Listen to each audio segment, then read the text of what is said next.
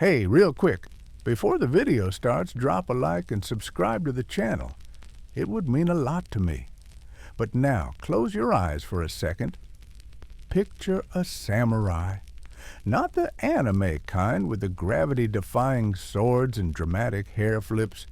I'm talking about the real-deal samurai. Steel armor, intense stare, maybe standing under a cherry blossom tree, looking like he's seen some stuff. You got it? Good. Now here's the twist. Those guys vanished. Like, actually vanished. One day they were running Japan and then just gone. Disappeared from power, from relevance, from society. No gradual decline like the European Knights, no noble retirement. It was like they got written out of history's script. This isn't just a history lesson, this is a mystery, a full-on historical plot twist. Think betrayal, civil war, some really sketchy politics, and people in power making choices that still affect Japan today. If you've ever wondered how an entire warrior class can go extinct basically overnight, buckle up. This story's wild.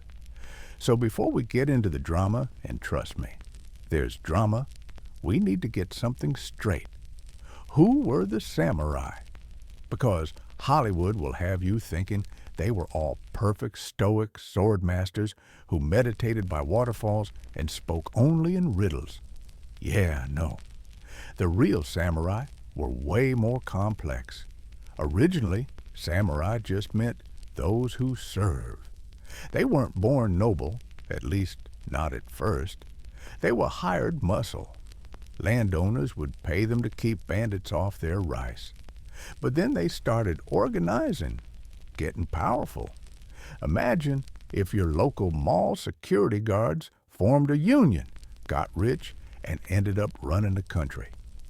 That's basically the samurai origin story. By the time we hit the Kamakura period in the late 1100s, the samurai had become the backbone of Japan's military government. And not just fighters. They were administrators, landowners, and eventually the ruling class. They built an entire way of life around service, loyalty, and the sword. Bushido, the way of the warrior, became their code. Spoiler, not every samurai followed it like some spiritual oath. Some of these dudes were ruthless, self-serving opportunists. Others genuinely lived by honor. It wasn't one size fits all. Fast forward to the 1600s, the Tokugawa shogunate takes over after decades of civil war. This is the era most people imagine when they think samurai. Peaceful Japan, rigid social classes, swords, haikus, tea, all that good stuff. But here's the twist. Ironically, the age of peace kind of screwed the samurai because peace means no war. And no war means no need for warriors. Oops. The Tokugawa shogunate brought stability, which is great for everyone except the people whose job was fighting. The samurai were stuck. They couldn't become farmers. That was considered beneath them. They couldn't really do business either. Technically forbidden. So they lived off fixed stipends from their lords. Basically government paychecks. And yeah, if you've ever lived on a fixed income, you know where this is going. As inflation rose and their lifestyles didn't match their salaries, many samurai went broke. Some turned to teaching, poetry, calligraphy, anything that felt respectable. Others, gambling, drinking, becoming bodyguards for shady merchants. You can guess how that went. Enter Commodore Perry, 1853. The U.S. shows up in Tokyo Bay with black steamships and cannons that could level castles. Japan's like, oh, what now? After 250 years of isolation, Japan gets a brutal wake-up call. The rest of the world has moved on. This shook everyone, but especially the samurai, because their weapons, armor, and tactics instantly obsolete. You can't sword fight a battleship. Just imagine, You've trained your whole life to duel with a katana, and now there's a guy in a naval uniform with a rifle who can kill you from 100 yards away while sipping tea. It hit them hard. Some samurai wanted to resist Western influence. Others thought modernization was the only path forward. The country was divided. Sound familiar? The tensions boiled over. In 1868, the Boshin War erupted, a civil war between forces loyal to the shogunate, many of them traditional samurai, and those backing the young emperor, who'd been convinced that modernization and centralization were the future. Samurai fighting samurai, brothers on opposite sides. Some of the battles were horrifying and kind of tragic, because you had people using ancient tactics and swords going up against guys with rifles and artillery. Guess which side won? Spoiler, it wasn't the ones with swords. The emperor's side won. The shogunate fell. And that was basically the beginning of the end for the samurai. So now we're in the Meiji period. The emperor is restored to power, though in reality, a bunch of advisors and reformers are running the show. Their goal, drag Japan kicking and screaming into the modern age. Western clothes, Western schools, Western railroads, and big one here, a modern military. That meant conscription. That meant anyone could become a soldier. No more exclusive warrior class. No more hereditary privilege. That right there, that's the death blow. In 1873, Japan launched universal conscription. Every eligible male had to serve. The samurai lost their monopoly on violence. Around the same time, their government stipends were cut, then removed. Their swords were banned in public in 1876. That was the symbolic end. A samurai without a sword? That's like Batman without a cape, or TikTok without dancing. It just doesn't compute. And just like that, centuries of warrior culture collapsed. Not everyone took it lying down. In 1877, a group of samurai, led by Saigo Takamura, said, "Screw this," and launched the Satsuma Rebellion. It was basically the last hurrah. Traditional samurai rising up against a new imperial government. A fight between old and new, and it was brutal. Thousands died. The government crushed them again because guns beat swords. Saigo Takamori became a tragic hero. Some people even call him the last true samurai. He eventually committed seppuku after the defeat. His death? That was the final nail in the coffin, the last symbolic act of a fading class. You might be thinking, okay, yeah, but why did it feel so fast? Here's the thing. Japan didn't want to modernize. It had to. Western powers were colonizing left and right. China was getting dismantled. Japan saw what happened to others and went, "Not us." So they slammed on the gas pedal. Reforms happened at breakneck speed. What would have taken a century in Europe took a decade in Japan. In that rush to survive and catch up, the samurai became a relic. They were an obstacle to reform, a symbol of feudalism. They had to go. And fast. Okay, here's the twist I love. The samurai didn't just vanish into the void. Not really. Their spirit, the ideals of loyalty, discipline, self-sacrifice, got absorbed into the new Japan. Some became officers in the new army. Others went into politics, education, or business. The Meiji leaders? A lot of them were former samurai. So yeah, the class vanished. The armor got locked away, but the influence? Still there. Even in World War II, Japan leaned hard on Bushido rhetoric to motivate soldiers. And even today, in anime, in movies, in the Japanese work ethic, you still see echoes of the samurai. They never really left. They just changed clothes. So the next time you see a samurai helmet in a museum or a movie, where some katana-wielding legend goes down swinging, remember, it wasn't just about the sword, it was about identity, power, the clash between tradition and change. The samurai vanished not because they were defeated in battle, but because the world around them changed so fast they couldn't keep up. That's not just a Japanese story, that's a human one. Happens all the time, in every society. But damn when it happens to a class of warriors who ruled for 700 years. It hits different. So here's a fun twist. After the fall of the samurai, Japan didn't just bury them and move on. They kind of turned them into legends, like borderline mythical. Almost immediately after the class was abolished, novels, plays, and later films started popping up that romanticized the samurai. Suddenly, the same guys who were seen as outdated and stubborn in the Meiji era were being painted as noble, tragic heroes. Which is kind of hilarious, right? It's like getting dumped and then your ex writes poetry about you. What's even more ironic is that a lot of these depictions came after their time. Like the whole samurai always follow Bushido to the death thing? That was codified after their downfall, as if people were retroactively trying to define what they should have been. In reality, Bushido varied a lot, and samurai had different values depending on the time, region, and their own agendas. But the myth? The myth was cleaner.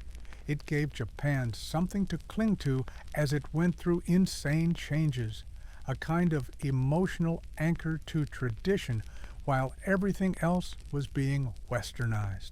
So, even though the samurai were gone, they were also everywhere, in spirit, in art, in propaganda. All right, let's fast forward again, 20th century. Samurai make the biggest comeback in pop culture. Like, they basically get resurrected in the form of movies, manga, anime, even video games. Akira Kurosawa basically turned samurai cinema into an art form in the 1950s. Seven Samurai, Yojimbo, Throne of Blood. These weren't just great films.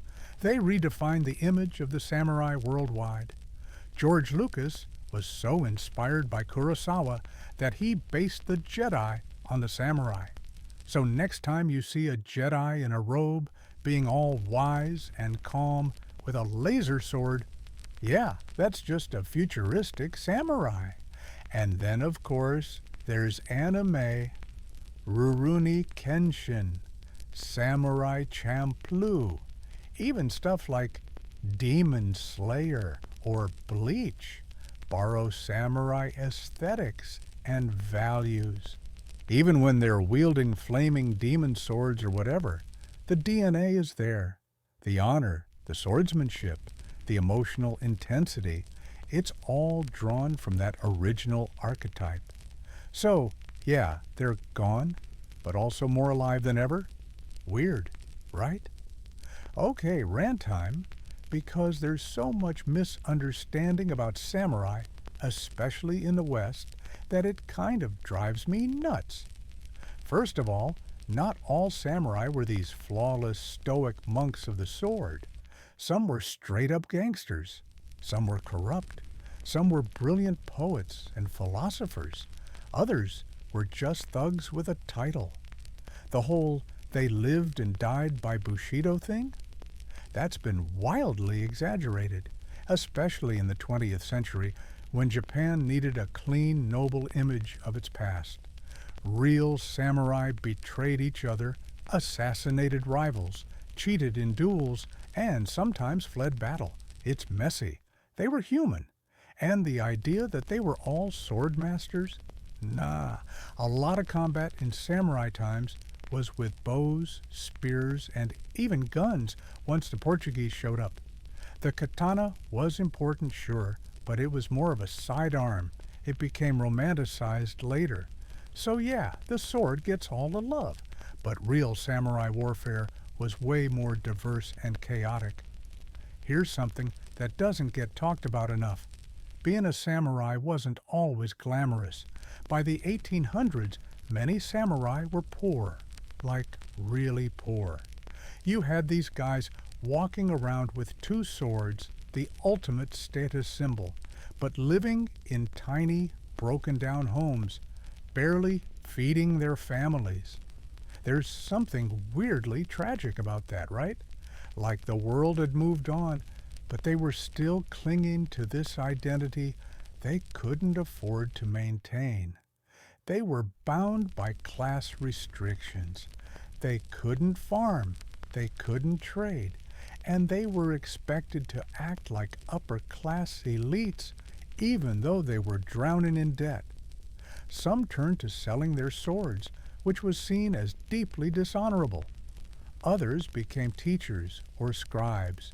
It was this slow, painful erosion of pride, and when modernization hit, many of them were already hanging on by a thread. That's why the fall felt so sudden, because for many, they were already at the edge. It just took one good shove. Let's clear something up. The movie The Last Samurai with Tom Cruise? Entertaining? Yes. Historically accurate? Not even close. Look, I like that movie for what it is, a Hollywood fantasy with cool costumes and dramatic slow-mo charges. But let's not pretend it's a documentary. The idea that one American dude rolls into Japan and becomes more samurai than the samurai in like 6 months? Yeah, no. But the movie does draw inspiration from real events, mainly the Satsuma Rebellion and figures like Saigo Takamori. Saigo was a samurai who resisted modernization and died in one of the last major samurai-led conflicts. But even he wasn't some anti-modernity caveman. He believed in modernizing Japan, just not in the way the Meiji government was doing it. So the title The Last Samurai doesn't really refer to Tom Cruise's character, but to people like Saigo, who stood at the crossroads between old and new. That idea, that the last of a kind goes out swinging, it's romantic, but it also glosses over a lot of nuance, and it totally ignores that samurai ideals still lived on after Saigo. So yeah, fun movie, great soundtrack, but not the full story. You know what's fascinating? Even though the samurai class was officially abolished, their legacy is everywhere in modern Japan. Japanese business culture, for one, still emphasizes loyalty to the company, duty, hierarchy, all very samurai-like values. Even in sports and martial arts, the discipline, the rituals, the respect, those are echoes of Bushido. Ever seen a judo or kendo match? That bowing, that calm intensity, that's the samurai mindset passed down. And let's talk language. Some modern Japanese idioms still come from samurai vocabulary. Words like seppuku or giri, those are linguistic fossils from the warrior age. Even politics. Some modern political families in Japan trace their lineage back to samurai clans. So, while the class is dead, the influence is baked into the national identity. It's like the ghost of the samurai is still walking around in a business suit. All right, so here's the real question. Why does this story matter today? Why should we care that some warrior class disappeared 150 years ago? I think it's because the samurai story isn't just about Japan. It's about any society going through rapid change. It's about what happens when a tradition, even a powerful one, runs into modernity and can't adapt fast enough. That tension between old values and new systems, that's still happening right now, everywhere. Look at the world. Automation is replacing jobs. AI is reshaping everything. People are clinging to identities that don't make sense in the new economy. Sound familiar? The samurai were caught in that exact storm. And instead of evolving, they got left behind. It's not just a story about swords and honor, it's a story about change, about how people respond to change. Some adapt, some rebel, some vanish. Beyond the realm of martial arts and philosophy, the image of the samurai has also profoundly influenced modern aesthetics, shaping everything from high fashion and graphic design to architecture and interior decor. As designers draw upon the clean lines, formidable silhouettes, and understated elegance of traditional samurai armor and weaponry to create works that evoke both the strength and the subtle vulnerability of a people caught between eras. And while some critics argue that this appropriation can sometimes reduce a rich cultural heritage to mere visual motifs, there's no denying that the samurai aesthetic taps into a universal longing for authenticity, discipline, and a connection to a storied past. A creative reclamation that, in its best moments, celebrates the paradox of a culture that was simultaneously violent and refined, transient and enduring.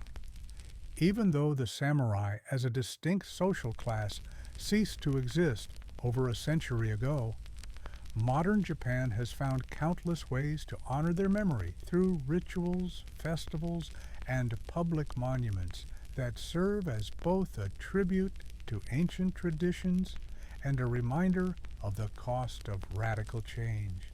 With ceremonies that reenact martial drills, festivals that celebrate the poetry and art of the Bushido spirit, and even everyday practices in martial arts dojos that meticulously preserve techniques passed down through generations, all of which reflect a society that, despite the inexorable pull of progress, still finds solace and meaning in the echoes of its illustrious and sometimes sorrowful past. And while these remembrances are tinged with a nostalgic longing for an era defined by clear, if brutal, ideals, they also serve as a powerful commentary on the enduring nature of cultural identity in the face of transformation. In a twist of historical irony, as Japan embarked on its militaristic rampage in the early 20th century, echoes of the samurai and their storied code of honor were revived not as a pure celebration of noble sacrifice, but as tools of state propaganda designed to galvanize a nation on the brink of global conflict. And while some military leaders genuinely saw in the samurai a model of discipline and loyalty, this selective appropriation of history also masked the darker realities of modern warfare and the brutal tactics employed during World War II, leading to a complex legacy where the samurai image was both exalted as an ideal and criticized as a relic of a bygone era that, when misused, could justify unyielding nationalism and the dehumanization of enemies. A cautionary tale that forces us to reckon with the power of myth in shaping political ideology. Let me get a bit personal here, because as I dove into the labyrinth of samurai history, I found myself both enthralled and frustrated by the sheer complexity of their story. A narrative that is not easily distilled into neat categories of hero and villain, honor and betrayal, but one that demands a willingness to embrace contradictions and to see beauty in imperfection, much like the impermanent cherry blossoms that often serve as a metaphor for life in Japan. And as I wrestled with texts that ranged from ancient chronicles to modern reinterpretations, I began to see the samurai not as relics of an unchangeable past, but as dynamic symbols of resilience, adaptability, and the eternal struggle between duty and desire. A realization that made me question not only how history is written, but also how we choose to honor our own identities in the face of relentless change. Chapter 24, The Lessons for Today, Change, Identity, and the Price of Progress. If there's one takeaway from the samurai's sudden vanish, it's that no institution, no matter how venerable or esteemed, is immune to the forces of change.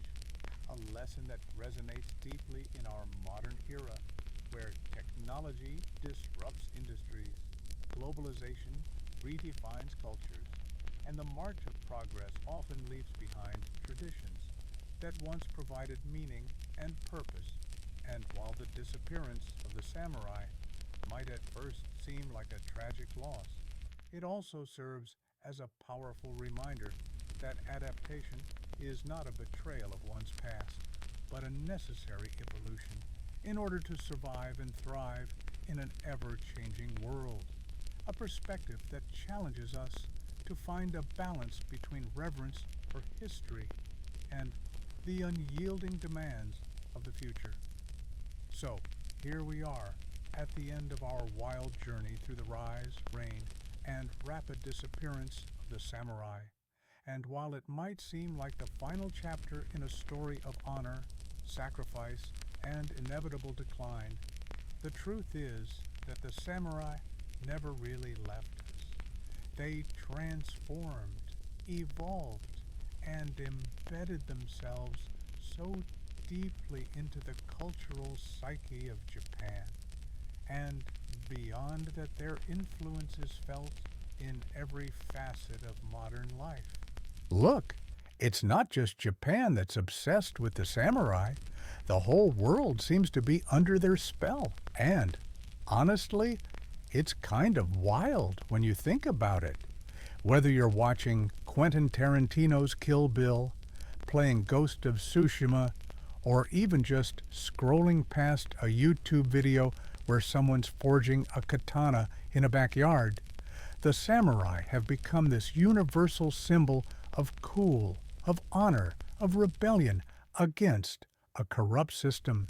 And maybe that's why the story sticks with people.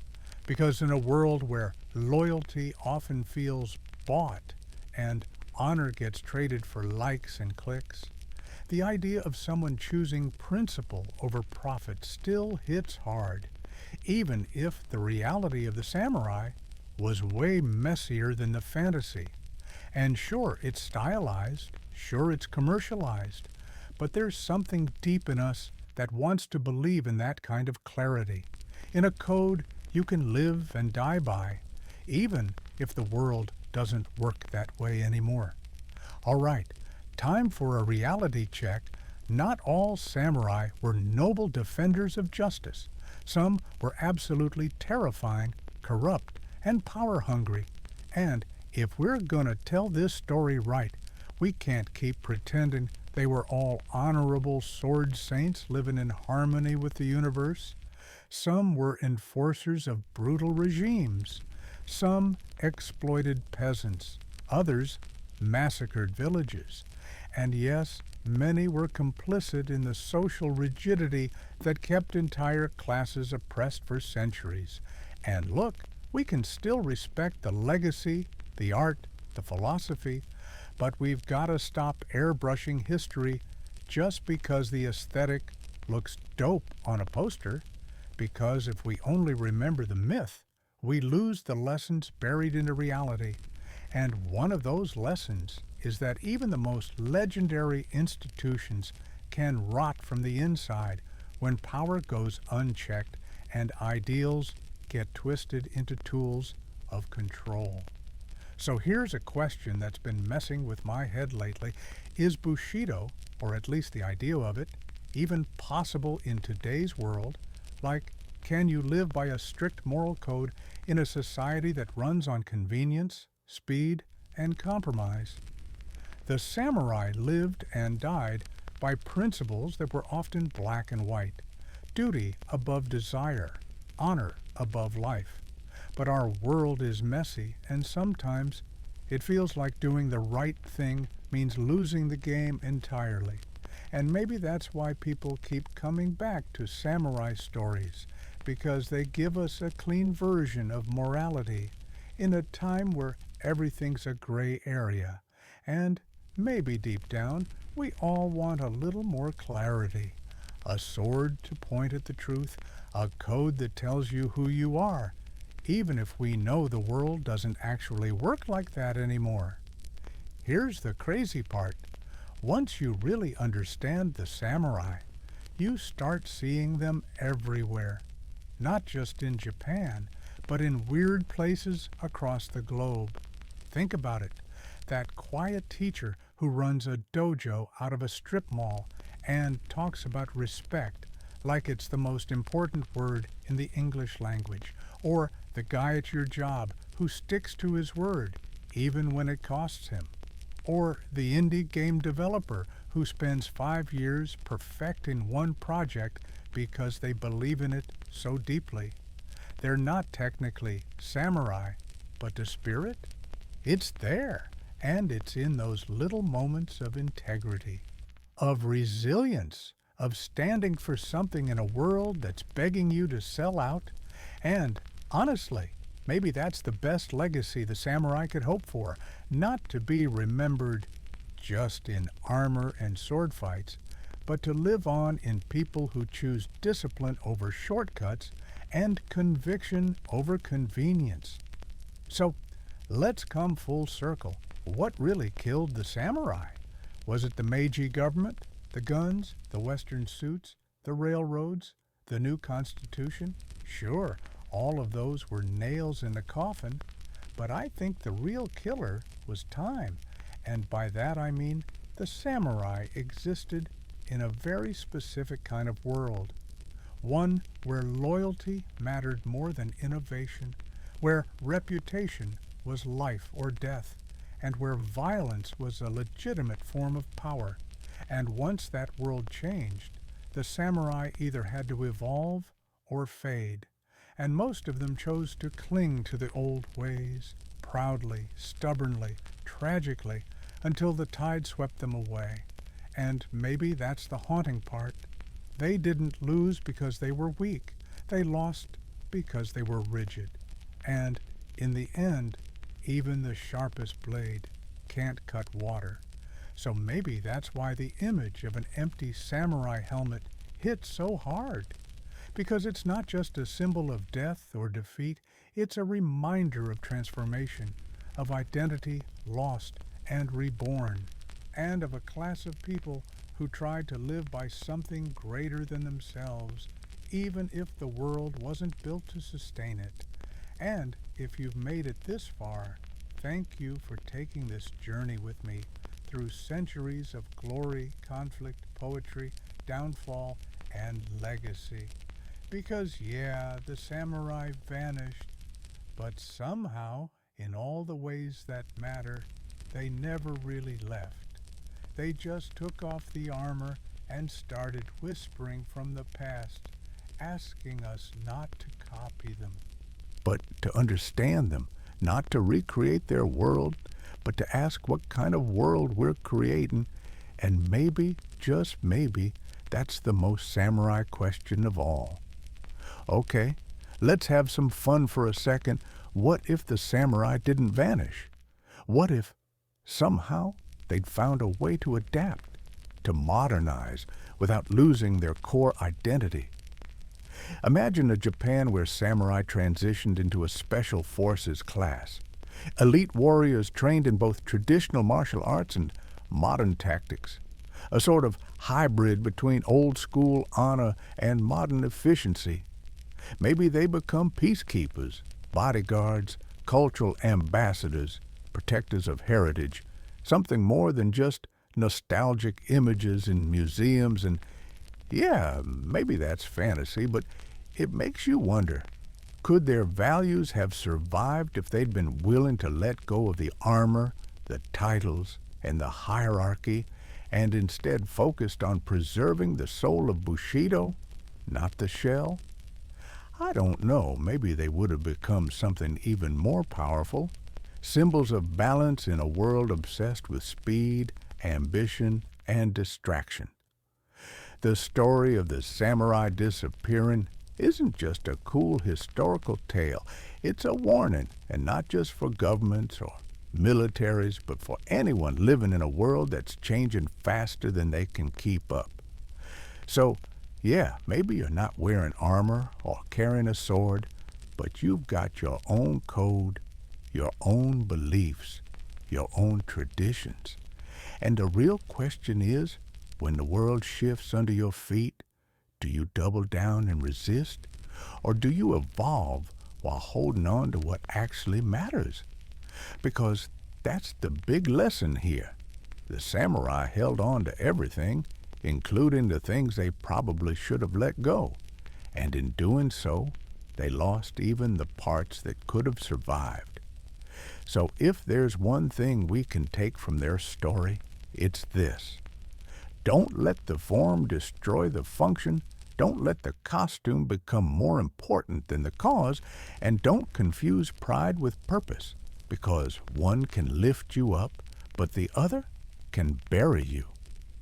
You know what we don't talk about enough? How the individual samurai must have felt when everything collapsed. Like, imagine dedicating your whole life to an identity. The sword training, the rituals, the loyalty to your lord. And then one day, poof, it's gone, outlawed, stripped from you, like waking up and realizing the world moved on without you, and suddenly you're not a warrior anymore. You're just a guy with a top knot people whisper about, walking the streets without purpose. And maybe you try to adapt. Maybe you'll open a school or teach calligraphy, but that fire in your chest, that belief that you meant something in the world, that's hard to replace. And I think we all know that feeling in one way or another, the grief of losing a role you thought would last forever. And that's why their story hits different, because it's not just about warriors, it's about humans and how they try, and sometimes fail, to reinvent themselves when everything changes. All right, final thought. Maybe the samurai aren't gone at all. Maybe they've just changed forms. And if you look around, you'll find them, not in the armor or the swords, but in people who live by principle in a world that often doesn't reward it. People who sacrifice for their communities, who train their bodies and minds not for clout, but for mastery, who protect what matters even when nobody's watching. Nurses pulling doubles to care for patients, firefighters running into burning buildings, activists who take a stand knowing they'll get knocked down. No, they're not carrying katanas, but the mindset, it's there, alive and kicking.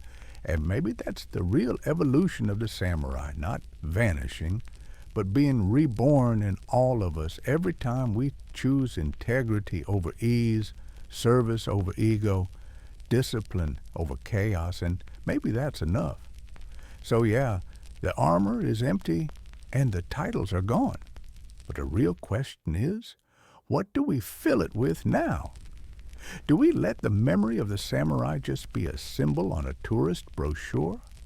Or do we actually live like they mattered, not by copying them, but by learning from them, by taking the best of what they stood for, courage, loyalty, discipline, and a willingness to stand for something even when the world pushes back, and finding a way to carry that forward in a world with no lords, no shoguns, and no battlefield, but the one between who we are and who we could be. And if that's not a story worth remembering, I don't know what is. Let's talk about the sword for a second. Not just the physical object, but what it meant. Because when the Meiji government banned wearing swords in public, it wasn't just like, hey, leave your blades at home, this is a modern society now. It was psychological warfare. It was erasing identity in broad daylight. For centuries, the sword was more than a tool. It was the soul of the samurai. And I know that sounds poetic and a little cheesy, But it's true. A samurai's sword was a physical extension of who they were, a symbol of their honor, their lineage, their promise to uphold something bigger than themselves. So when that got taken away, when people had to tuck their daisho into storage or sell them for scraps just to eat, it was like tearing out a piece of who they were. And yeah, maybe modern rifles were more practical. But practical doesn't stir the soul like a katana passed down 5 generations. And that's why that loss stung so deep. It didn't just disarm them, it disoriented them. Okay, side note. Why do we never talk about the women? Because yes, there were women of the samurai class. And while they weren't always out on the battlefield, they weren't just sitting around doing embroidery either. Samurai women were trained in weapons like the naginata, a polearm with a blade that's basically the perfect "don't mess with me" statement. And they were expected to defend their homes, manage estates, raise heirs, and in many cases, serve as the emotional and strategic backbone of the household. And some, like Tomo Gozen, even led troops into battle. So while the stereotype says samurai were all dudes brooding under the moonlight, the reality is that their world was more nuanced and, honestly, more badass than we give it credit for. And when the class fell, it wasn't just the men who lost their role, the women did too, along with the authority and influence they'd carved out in a male-dominated society. And yeah, that part of the story deserves way more airtime. Let's go deeper, like philosophical rabbit hole deep, because one of the wildest aspects of samurai life was how spiritual it actually was. A lot of these warriors studied Zen Buddhism not just as a religion, but as a mindset. They practiced meditation, embraced impermanence, and aimed for something called mushin, or no mind, which sounds kind of Jedi but basically means achieving a state where your actions are instinctual, free from fear, ego, or hesitation, perfect for combat, but also kind of profound for life in general. And there's this quote I love: "The way of the warrior is the way of death," which isn't about being reckless. It's about living with the awareness that death is always a breath away. And once you accept that, you start acting with clarity and presence. And I don't know about you, but in a world filled with noise, distraction, and endless scrolling, that mindset feels more relevant than ever. All right, let's lighten it up. Can we talk about how samurai are killing it in video games right now? Like Ghost of Tsushima straight up reignited global love for samurai storytelling. And it wasn't just because the combat was slick, which it was, but because the game understood the emotional weight of the samurai myth, honor versus survival, tradition versus necessity, sacrifice versus freedom, all baked into the narrative. And then you've got Sekiro, Nioh, Trek to Yomi, even samurai DLCs in games like Assassin's Creed. It's everywhere. And what's wild is that these games are introducing a whole new generation to the moral complexity of the samurai. Not just the flashy sword fights like, sure, it's cool to parry a spear and slice 3 guys in slow-mo, but the real juice is in the choices, the values, the internal conflict, and the fact that people are eating this stuff up tells you that the samurai aren't just relevant, they're thriving in a whole new medium. Here's something people don't always admit. Bushido could be cruel, and I don't mean in a "it's a tough world out there" kind of way. I mean emotionally brutal, because that level of discipline, of loyalty, of self-sacrifice, it came with a cost. People took their own lives over tiny infractions, over slights, over moments of failure that today we just call being human. And when you build your whole identity around perfection, there's no room to fall, to learn, to recover. And yeah, that created some amazing strength, but it also created pressure that crushed people. And when society changed and the code didn't, the samurai were stuck, carrying this impossible standard in a world that no longer validated it, and that, more than anything, might be what broke them. Not a lack of weapons, but a lack of place. Because without a world to reflect your values, even the most sacred code starts to feel like a cage. Let's end on a hopeful one. What if we reinvented Bushido, not as a relic, but as a modern code of personal ethics? Not some cosplay fantasy where people pretend to be 17th century warriors, but a practical, grounded way of living, like loyalty not to a lord, but to your friends and your principles. Courage, not in battle, but in facing hard conversations or chasing a dream when failure's guaranteed.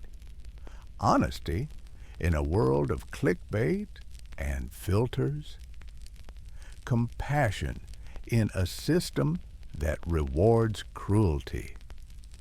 Honor not as something you're born into, but something you earn through consistent, meaningful action. All right, so picture this. You're living in 1347. Life is hard. You're probably cold, hungry, and wearing like 6 layers of wool that all smell like goat. Then suddenly, your cousin Thomas comes down with a fever. He's coughing up black gunk, sweating like a pig, and mumbling about seeing angels. What do? Take him to a doctor. Sure, except back then, doctor often meant a guy with a fancy hat who owned 3 books and thought sneezing too hard could summon demons. I'm not even kidding. Welcome to the utter chaos that was medieval medicine. From bloodletting to leeches to cures involving burnt pigeons and powdered mummy, yes, real mummies.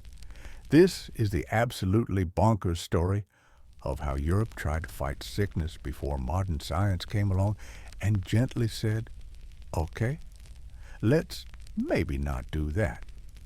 So, if there's one concept that sums up medieval medicine in Europe, it's humorism. No, not comedy. We're not talking about medieval stand-up. The 4 humors were the dominant medical theory for over a millennium, and they were completely wrong. The idea was this: your body is filled with 4 substances: blood, phlegm, yellow bile, and black bile. And if they get out of balance, you get sick. Got a fever? Too much blood? Feeling sad? That's probably black bile. Got a runny nose? Ew. Phlegm imbalance? Everything, from your mood to your skin color to your personality, was blamed on these 4 squishy liquids inside you.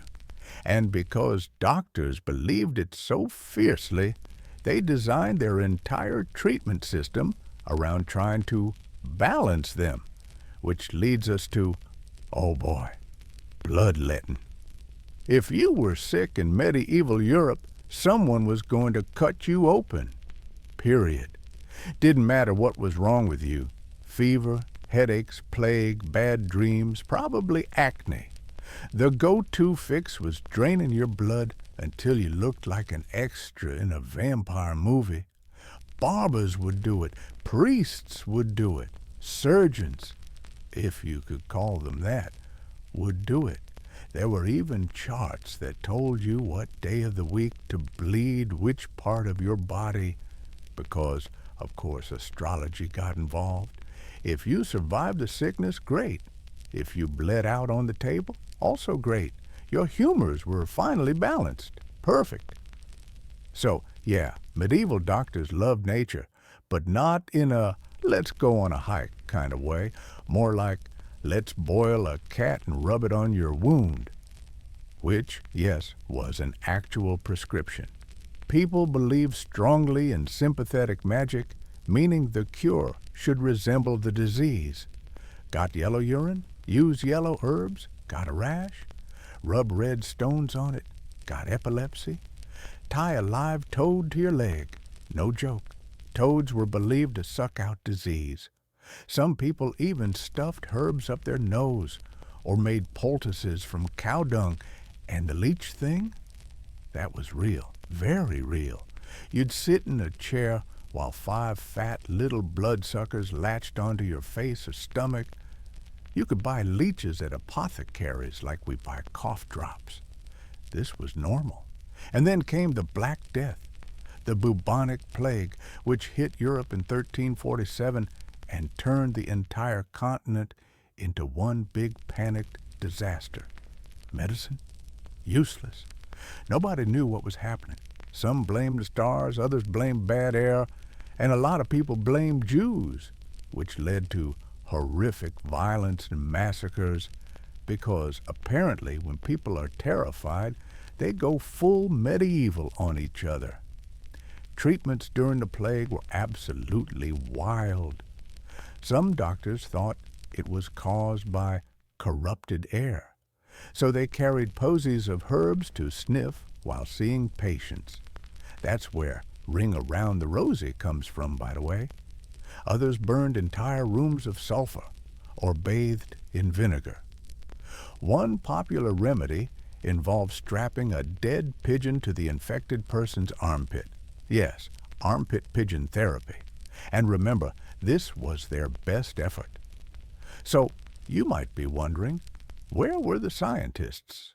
The ones going, hey, maybe we should boil our tools or stop drinking swamp water? They existed, kind of, but in medieval Europe the church was king, and the church wasn't always thrilled about people poking around in dead bodies or questioning divine punishment. Disease was often seen as a punishment from God or a test of faith or a result of sin.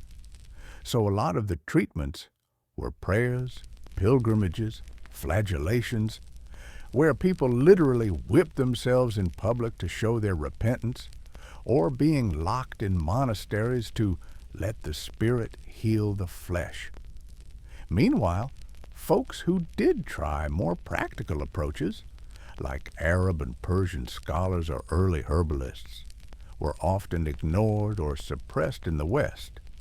Europe was like, thanks for the math and architecture, now please stop making us feel dumb. Oh, let's talk about the infamous plague doctor outfit. You know, the creepy bird mask with the beak? That wasn't some edgy cosplay. It was a real medical outfit designed in the 1600s. The long coat was supposed to protect the skin. The cane was for poking patients without touching them. Smart. But the beak? That was stuffed with herbs, flowers, and spices to purify the bad air. Because, again, people thought disease floated around like evil perfume. These guys looked like goth ducks wandering through neighborhoods, and to be honest, if I was sick and that showed up at my door, I'd probably just lie down and accept my fate. Now, to be fair, things weren't always completely bonkers. As time went on, especially during the Renaissance, some doctors started taking a more empirical approach. People like Paracelsus, super dramatic name by the way, began saying, hey, maybe illness has a cause beyond humors or sin. Universities slowly started teaching anatomy. Dissections, while controversial, became more common. Hospitals, real ones, began to emerge, although they were still more about comfort than cure. And by the 17th century, things like microscopes started to pop up. But let's not kid ourselves. This was a long process. If you got sick in the 1200s, You were basically flipping a coin between prayer, bloodletting, or boiled animal stew applied directly to your chest. So yeah, medieval European medicine was mostly based on weird guesses, ancient Greek fan fiction, and a dash of magic, all delivered by people who meant well, but usually made things worse. And the fact that anyone survived is kind of amazing. But here's the wild thing. Even in all that chaos, the human instinct to heal never went away. People wanted to help. They just didn't have the tools yet. And now, centuries later, with MRIs, antibiotics, robotic surgery, and DNA therapy, we've come a long way from rub a dead frog on your boil and hope for the best. So next time you're annoyed at the waiting room in urgent care, just remember, at least nobody's offering you a face leech and a jar of mummy powder. Oh yeah, astrology wasn't just for horoscopes in medieval Europe. It was medicine. Doctors actually consulted the stars to figure out what was wrong with you. Like, if you had a headache, they'd check if Mars was in Aries or if the moon was in your spleen or something.